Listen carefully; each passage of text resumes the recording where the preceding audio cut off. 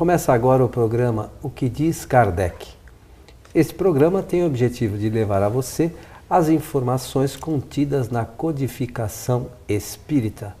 E o responsável por isso foi o senhor Allan Kardec, né, Milton? Com certeza. Conosco, como sempre, Milton Felipe. Estou bem, estamos aqui prontos para mais um programa. Meu amigo Milton, fizemos um programa recentemente e recebemos aqui uma questão relacionada à mediunidade. Como os espíritos podem se comunicar com os seres encarnados, né? E aqui no livro O que é o Espiritismo, nós vamos ver, evidente que tem outros locais, o livro dos médiuns, com certeza. Mas o livro O que é o Espiritismo, é o primeiro livro indicado por Kardec para que nós iniciássemos os estudos da doutrina espírita. Então diz o seguinte, a questão número 80. Os bons espíritos se comunicam mais ou menos voluntariamente por tal ou tal médium, segundo sua simpatia por seu próprio espírito. O que constitui a qualidade de um médium não é a facilidade com a qual obtém as comunicações, mas sua aptidão de não receber senão boas e não ser joguetes de espíritos levianos e enganadores. Kardec, além de mostrar aí o meio, né, o modus operandi, né, o processo, no início, ele já aproveita para dar uma orientação aí relacionada com o comportamento do médium. Muito interessante. Mas eu queria pedir licença a você para antes falar sobre esse livro, que é o Espiritismo. Por favor. Por quê? Porque Allan Kardec escreveu esse livro. Ele produziu o texto ali, criando os personagens, né? Sobretudo no início, né? Você está falando. Isso, no início. Exatamente para fazer uma apresentação da doutrina. Tinha sido já lançado o Livro dos Espíritos em 1857 e no ano seguinte, então, ele aproveita para oferecer lá em Paris, às editoras, um opúsculo, né? Porque isso é um livretozinho muito interessante, muito oportuno para as pessoas terem uma ideia da doutrina e de suas bases fundamentais. Então, e só uma questão. Em algumas edições no Brasil, junto com o livro que é o Espiritismo, nós encontraremos também o livro O Espiritismo em sua mais simples expressão. Isso. Que também é um resumo, é um resumo, né? Um substrato doutrinário, né? Isso mesmo, é muito interessante isso daí. E a gente tem que ler para compreender bem com particular interesse. Se a pessoa não tiver interesse, ela não vai conseguir extrair o que há de melhor nessa obra. Pois bem, se o assunto de quem assistiu o nosso programa sobre mediunidade é entender como é que funciona a ligação dos espíritos para com os encarnados, sabe por quê? Nós falamos muito da ligação dos encarnados com os espíritos. Eu acho que a pessoa então quer saber como é que eles produzem também pela linha inversa a ligação com os encarnados. Eu penso assim. Bem, então vamos do ponto de vista mecânico ou da mecânica dizer o seguinte: para que haja uma comunicação mediúnica é preciso que haja emissão de pensamentos, no caso aqui, de espíritos, endereçando os pensamentos a um determinado médium. A esta recepção, depois dos pensamentos entrar numa perfeita sintonia, acho que fica fácil dizer assim. Então, há um entendimento pela lei da sintonia, depois da aproximação e, em seguida, do envolvimento. E a conclusão é a manifestação. Quando Kardec fala desse envolvimento, ele vai criar uma imagem. E a imagem que ele criou foi de uma pessoa, ou no caso de um espírito, jogando um manto e envolvendo totalmente a outra pessoa. É preciso que haja isso? Claro, porque no fundo nós nos aproximamos pela aproximação dos nossos perispíritos. O espírito desencarnado com o seu perispírito, ele vai se aproximando do perispírito do médium, que é um ser encarnado. E é por esse meio, por essa mecânica, que dos dois perispíritos é que é possível ocorrer a manifestação. Então, só para a gente deixar claro, os nossos amigos, por vezes, tem algumas pessoas que não estão muito familiarizadas com os termos. É verdade. Que vem a ser o perispírito. Muito obrigado. O perispírito é o corpo espiritual do espírito, encarnado ou desencarnado. Todos nós, todos os seres do planeta, têm dois corpos, o corpo físico e o corpo fluídico. O perispírito ele é formado de aglutinação de fluidos, moléculas de fluidos, porque o fluido é uma matéria também. Então, aquele áurido fluido cósmico universal. Isso, e do ambiente onde o espírito vai residir, vai habitar. Então é importante, o espírito tem, no caso do nosso planeta, dois corpos. O físico e o fluídico. O espírito desencarnado, não tendo o corpo físico, só tem um corpo, que é o corpo fluídico. E é por esse intermédio que ocorre, então, essa que eu chamei depois da ligação de pensamentos, o estreitamento pela sintonia, porque não havendo sintonia, não há como, inclusive, ocorrer uma manifestação.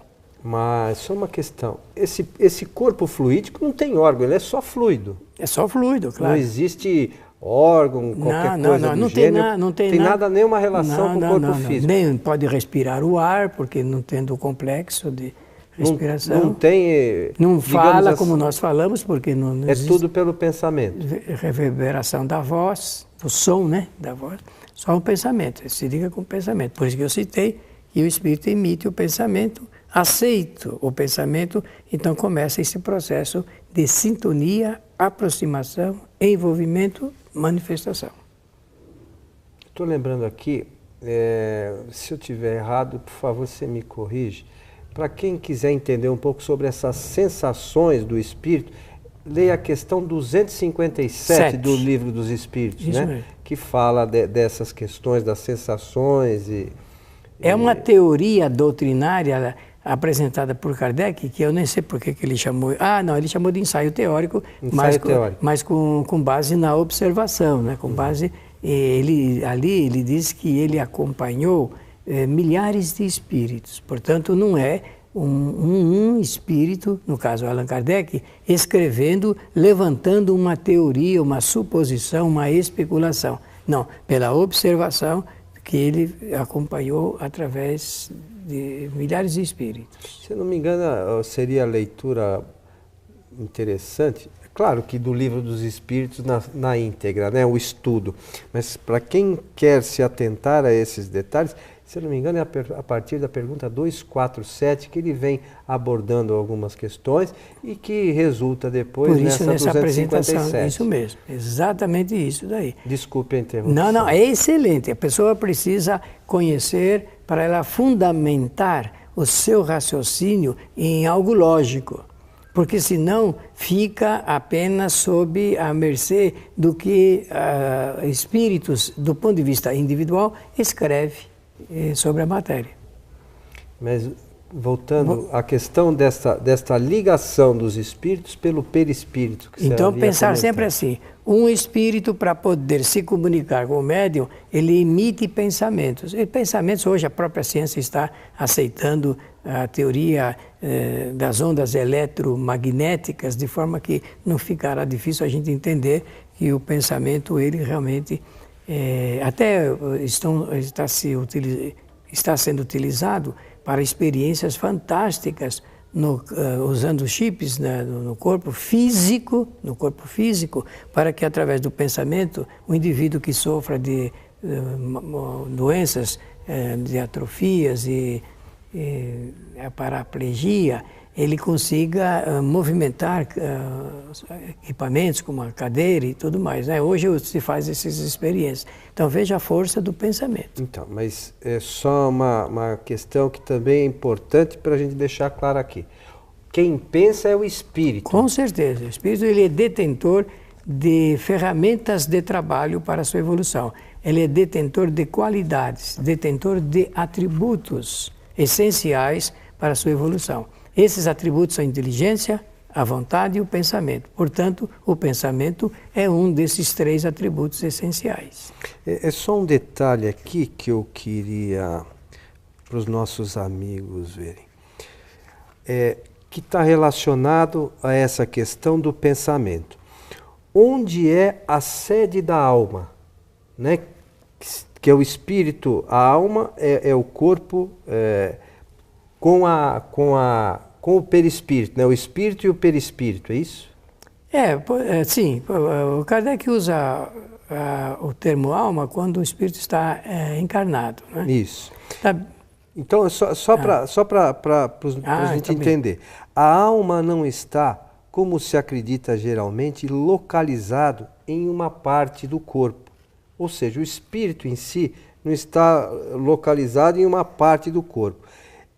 Ela forma com o perispírito um todo fluídico, impenetrável, se assimilando ao corpo inteiro, com o qual ela constitui um ser complexo, da qual a morte não é, de alguma sorte, senão um desdobramento. Podem-se figurar 2 corpos semelhantes, penetrados um pelo outro, confundidos durante a vida e separados depois da morte. Na morte, um é destruído, que é o físico, e o outro é permanente. Então, o que é interessante desta afirmativa aqui é que a alma não está, como se acredita, localizada em uma parte do corpo. Por que isso? Porque antes de nascer o espírito... Perdão, questão 108 desse mesmo livro que é o Espiritismo. Muito antes do Espiritismo nascer, ele nasceu em 1857. Antes do Espiritismo nascer, existia já essa teoria de onde se localiza a alma no corpo. Então, existem muitas ideias, teorias. E os fisiologistas desse tempo faziam a dissecação, inclusive, de cadáveres, procurando no cérebro, em outros órgãos, a localização para a alma. Veja você que essa coisa é bastante antiga, não é? E acontece que o Espiritismo veio, então, ilustrar e explicar direitinho que a alma não se encontra localizada, por exemplo, no cérebro. Não adianta procurar a alma aqui. Por quê? Porque o Espiritismo diz que a alma, o espírito, ele, no processo da reencarnação, ele, quando vai reencarnar, durante a gestação, ele une molécula a molécula do seu perispírito com molécula a molécula do corpo que vai nascer, que ainda vai estar em processo de criação. Então é esse casamento, por isso que ele fala aí dessa união, é o que estabelece a ligação do espírito com o corpo físico. Como o espírito não está grudado no perispírito, ele faz um processo de irradiação. Ele irradia através do seu perispírito e por esse processo de irradiação ele coordena o corpo físico. O espírito, pelo perispírito, irradia no corpo físico. Isso mesmo.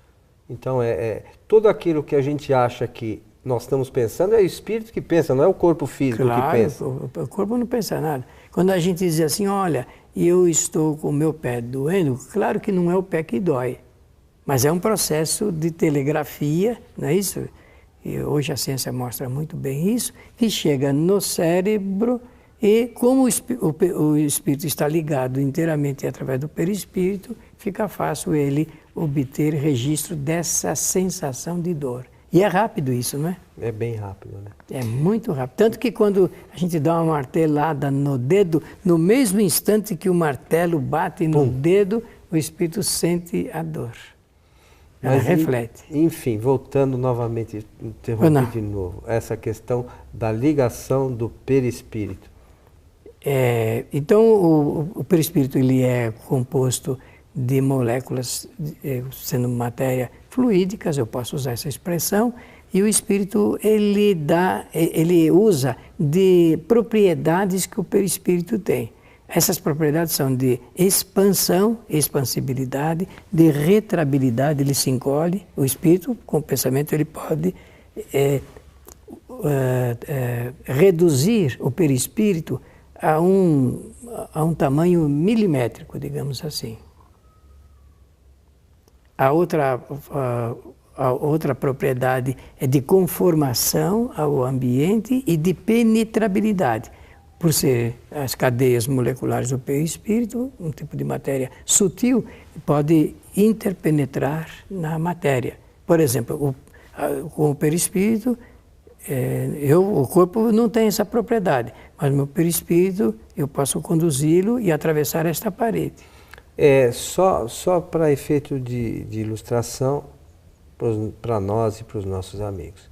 Durante o sono físico, o perispírito vamos chamar, se desprende do corpo, ou o espírito tem por essa possibilidade de expansibilidade, o perispírito se expande e sai do corpo e vai a diversos lugares. Ele fica ligado fluidicamente e como se fosse elástico, né? Uhum. E ele vai para onde quer.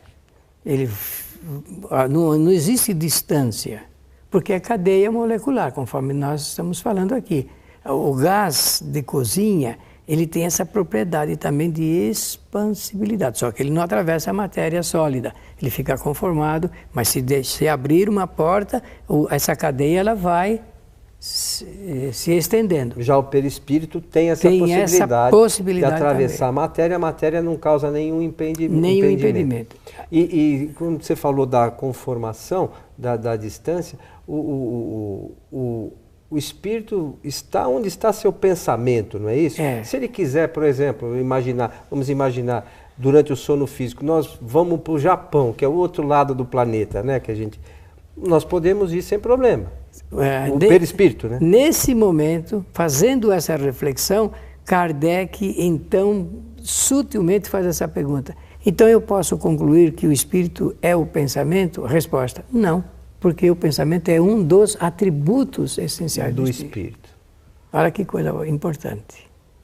Então, essa ligação dos espíritos com os encarnados e também dos encarnados com os espíritos, né? Esse caminho se dá sempre por esse processo de ligação do perispírito. Perispírito. Sempre pensar assim, não existe ligação de espírito para espírito sem que haja ligação de dois perispíritos. E o perispírito é fluido. É fluido. Então, o corpo, aqui na Terra, existe uma outra questão, rapidinho, que nós estamos até chegando no final do nosso programa. Kardec, em um certo momento, que diz que nos diversos orbes, o perispírito é diferente, né? Um é mais sutil, o outro é menos sutil. Mas na Terra, vamos imaginar, os encarnados, o perispírito deles é tudo igual também? Não. Varia de acordo com a condição moral. Por exemplo, está ligado à evolução do espírito. É evidente. O corpo, segundo a ciência, o corpo humano, ele é constituído de 101 elementos químicos. E isto é para todos os corpos. Mas no perispírito não é assim. Cada ser tem um perispírito diferente do outro, porque cada um agrega partículas da matéria fluídica do ambiente de acordo com a sua condição moral ou evolução, conforme você usou a expressão agora. E mais uma questão, Milton, sobre ainda o perispírito. O espírito pode dar ao perispírito a forma que ele quiser. Com o pensamento. Com o pensamento. Se ele quiser, por exemplo, aparecer para nós aqui, vamos imaginar que aparecesse um espírito que quisesse se mostrar aqui como uma pedra, ele poderia? Com certeza. Com certeza. Então a gente acha como que é uma pedra, mas é um animal, um bicho. É por esse mecanismo que os espíritos costumam assustar as pessoas vulneráveis em estado de sono. Interessante, né? A pessoa diz assim, eu tive um pesadelo, uns quadros, não sei o quê. É tudo provocado por esse meio das imagens produzidas fluidicamente pelos espíritos. Que se mostram daquela forma e a pessoa, o espírito que está, o encarnado que está no sono físico e está lá desprendido num certo local, ele imagina que aquilo é... Pessoa temerosa, medrosa, vulnerável, né? Então fica assustado. Eu tenho mais um minuto? Por favor. E dizer que quando nós estamos falando muito de fluido, fluido é uma palavra que existe muito antes da doutrina espírita nascer. E Allan Kardec usou esse termo para designar todos os demais estados da matéria, a não ser os 4 estados que nós conhecemos aqui na Terra: sólido, líquido, gasoso e radiante. Esses são os estados conhecidos. Os demais, o Espiritismo chama de fluidos, por uma designação apenas de acomodar aí uma convenção, porque não havia uma palavra, quem sabe, para designar ao certo o nome dessa matéria. Então fica aí a sugestão de leitura lá do Livro dos Espíritos, questão 257, não é isso? Isso mesmo. Mais algum item que você do Livro lembra? dos Médiuns, no capítulo do Laboratório do Mundo Invisível, que é muito importante para a elucidação desse tema. Estamos chegando ao final de mais um programa. Agradecer O que diz Kardec. E oferecer aqui o meu abraço fraternal para todos. Lembramos sempre que o nosso programa está disponível no site www.kardec.tv. Lá você vai encontrar este programa e outros programas que nós produzimos para os esclarecimentos espíritas. A você que esteve conosco, um nosso abraço e até o nosso próximo encontro.